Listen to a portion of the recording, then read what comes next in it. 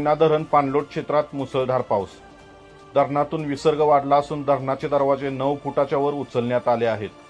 तसेच पाटणजवळील मूळगाव पूलही पूर्ण पाण्याखाली गेला आहे। कोयना धरणाच्या पाणलोट क्षेत्रातील पाऊस वाढल्यामुळे धरणातील पाणी पातळी नियंत्रित ठेवण्यासाठी आज दिनांक 19 ऑगस्ट 2025 रोजी सकाळी 11 वाजता कोयना धरणाचे 6 वक्र दरवाजे 8 फुटावरून 9 फुटापर्यंत उघडून 65,600 क्युसेक विसर्ग कोयना नदीपात्रात सोडण्यात आला आहे।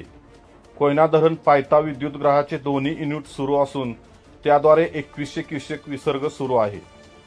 कोयना नदीमध्ये एकूण 67,700 क्युसेक विसर्ग सुरू झाला। प्रशासनाच्या वतीने नदीकाठच्या गावांना सतर्कतेचा इशारा देण्यात आला असून आवश्यक त्या उपाययोजना करण्याची विनंती केली गेली आहे।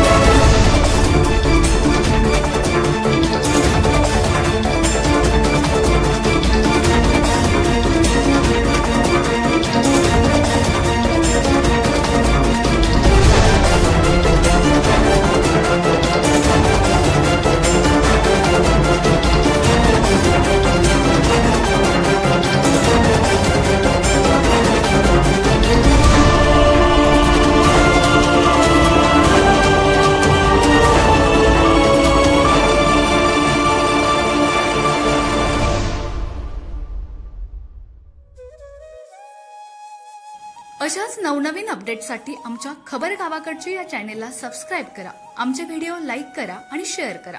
धन्यवाद।